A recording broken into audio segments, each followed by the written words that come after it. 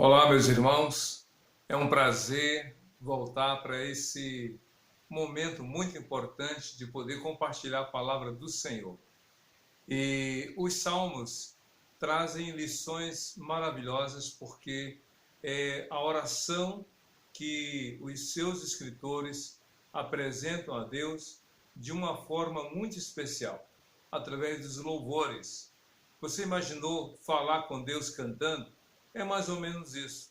Os salmos ou melhor, se tornam a oração em forma de canção quando os seus escritores apresentaram a Deus muitas questões.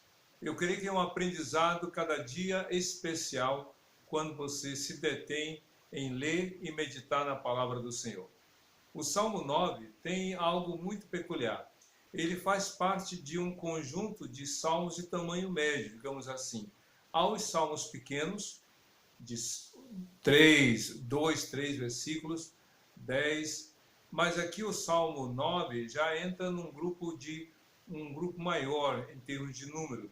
E sabemos, porém, que o mais importante não é tanto o número de versículos, mas a mensagem que o Salmo traz. E o Salmo número 9 traz uma mensagem extraordinária sobre esse cuidado de Deus, sobre o prazer de Deus em cuidar daqueles que nele confiam. É verdade que o Salmo apresenta também uma comparação. O escritor que aqui colocou com sua peculiaridade muito particular, ele faz um contraste, uma analogia, uma comparação entre a maioria das pessoas e ele, ou a maioria das pessoas e aqueles poucos que optam, que escolhem confiar nele. O Salmo começa com a seguinte declaração: Senhor, quero dar-te graças de todo o coração e falar de todas as tuas maravilhas. Em ti quero alegrar-me e exultar e cantar louvores ao teu nome, ó Altíssimo. O Salmo começa com uma decisão do escritor. Ele assumiu, publicou a sua fé. Quem faz isso hoje? Quantos têm verbalizado a sua fé em Deus?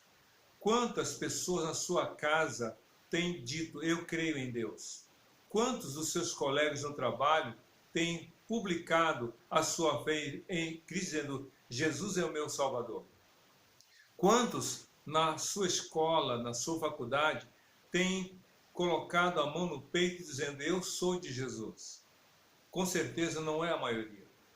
O salmista, portanto, fez a escolha de fazer parte de um grupo seleto, no sentido de quantidade. Um grupo pequeno, sim, mas esse grupo que resolveu confiar em Deus. Ele diz que decidiu agradecer a Deus. E dar graças a Deus é reconhecer, primeiramente, quem Deus é e depois o que Ele faz. A gente agradece a Deus pelo que Ele é e depois pelo que Ele faz. Porque se a gente só agradece a Deus pelo que Ele faz, e quando Ele não faz o que nós queremos, vamos agradecer ou não? O salmista agradece a Deus. Claro que ele apresenta várias razões, mas uma delas é pelo que Ele é. Diz o texto, Senhor, quero dar-te graça de todo o coração e falar de todas as tuas maravilhas, ou seja, as tuas obras. Eu quero te agradecer pelas tuas obras. E as obras de Deus são inúmeras. São coisas que às vezes nós não queremos, mas Ele nos concede. Quem gostaria de ficar em casa nessa quarentena? Creio que nenhum de nós. Quem gostaria de estar num momento crítico, a sua saúde abalada? Ninguém. Mas ainda que sejam coisas que nós não tenhamos desejado, ainda que sejam coisas que nós não tenhamos planejado, mas se nós cremos que Deus tem nos permitido, vamos agradecer. Foi o que Jó fez. Jó perdeu muita coisa na sua vida. Perdeu os filhos, perdeu a empresa, perdeu empregados, perdeu a saúde, mas não perdeu a fé no Senhor. E quando foi questionado pela sua esposa, que disse, ainda tu mantens a tua integridade a Deus, amaldiçoa Deus e morra. Ele disse, se temos recebido as coisas boas de Deus, como também não vamos receber as coisas ruins? Ou seja, não me pergunte por que Deus está permitindo isso. mas eu vou continuar confiando no Senhor. É isso que o salmista fala: eu quero te dar graças pelas maravilhas. E logo em seguida, a essa declaração de fé, a essa escolha, o salmista então começa a falar sobre a maioria, sobre aqueles que não creem em Deus, sobre aqueles que optem em se afastar de Deus ou permanecer afastados de Deus. Ele diz assim: quando os meus inimigos contigo se defrontam, tropeçam e são destruídos. Ou seja, aqueles que se levantam contra o Senhor, aqueles que decidem andar contra a vontade de Deus. E no verso 5, isso é muito claro: repreendes as nações e destruíste os ímpios, ou melhor, repreendeste as nações. E quem são as nações aqui? Nações, no texto bíblico aqui, não são países, não são países ou lugares topográficos ou geograficamente localizados. Não, país é um lugar, nação é um povo, é uma etnia. E a Bíblia então está dizendo que as nações, os povos, as etnias têm resolvido, têm optado em se afastar de Deus ou permanecer afastadas de Deus. É isso que o salmista está dizendo. É uma maioria, é um grupo muito grande, mas aí o salmista, apesar da escolha das nações se afastarem de Deus ou permanecerem incrédulas ao Senhor, vejam só o que o salmista escreveu no versículo 7. O Senhor reina para sempre, estabeleceu o seu trono para julgar, ele mesmo julga o mundo com justiça. As nações, e aí nós temos as suas lideranças, seus governos, presidentes, reis, ditadores, monarcas, sejam quem for aquela liderança, todas essas nações, todos esses líderes estão debaixo da autoridade de Deus. Como o próprio apóstolo Paulo falou no capítulo 13 da carta aos Romanos: nenhuma autoridade existe sem que seja da vontade de Deus, sem que proceda de Deus.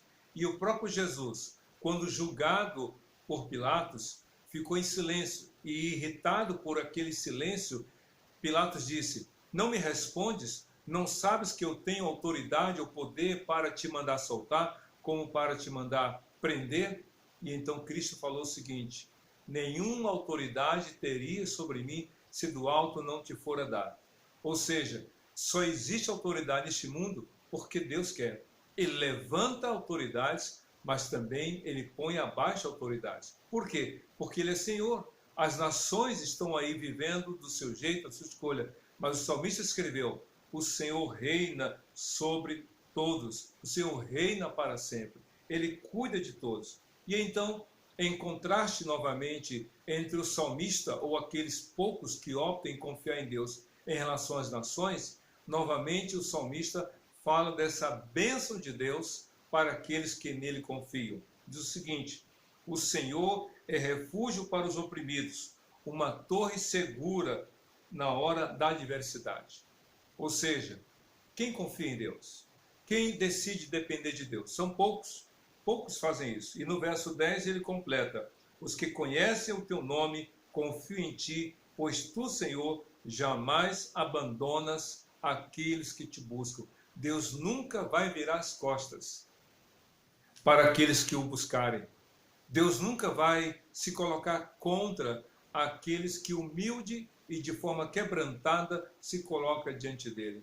Deus nunca vai rejeitar aqueles que realmente confiarem nele. O próprio Jesus disse lá em João capítulo 6, todo aquele que o Pai me dá virá a mim, e aquele que vê a mim, de modo algum lançarei fora. Confie em Jesus, confie no Senhor, porque o Senhor não abandona aqueles que realmente confiam nele. E ainda falando sobre a escolha desse grupo de pessoas que decidem confiar no Senhor, no verso 11 o salmista fala, no Salmo número 9, cantem louvores ao Senhor, que reina em Sião, proclame entre as nações os seus feitos. É interessante, porque o salmista fala, as nações não confiam em ti, as nações se afastaram de ti, os povos têm rejeitado a tua palavra. Mas ainda que isso tenha acontecido, o Salmo diz, falem para essas nações que o Senhor reina. Falem para essas nações os grandes feitos do Senhor. proclamem a essas nações as obras de Deus. Há alguém na sua casa que não crê em Deus? Há alguém na sua família que duvida do poder de Deus? Há alguém no seu trabalho que não crê no Senhor? Há alguém na sua faculdade, na sua escola, que não tem reconhecido a palavra de Deus como o poder de Deus? Fale para eles. Fale vivendo. E quando for necessário, fale abrindo a sua boca. Comunique vivendo que realmente você confia no Senhor. O verso 13 diz assim: misericórdia, Senhor, vê o sofrimento que me causa os que me odeiam, salve-me das portas da morte. Falando ainda sobre essa comparação entre os que muito não confiam e aqueles poucos que confiam, o salmista diz: eu quero ficar com a minoria, eu quero ficar com aqueles que confiam no Senhor.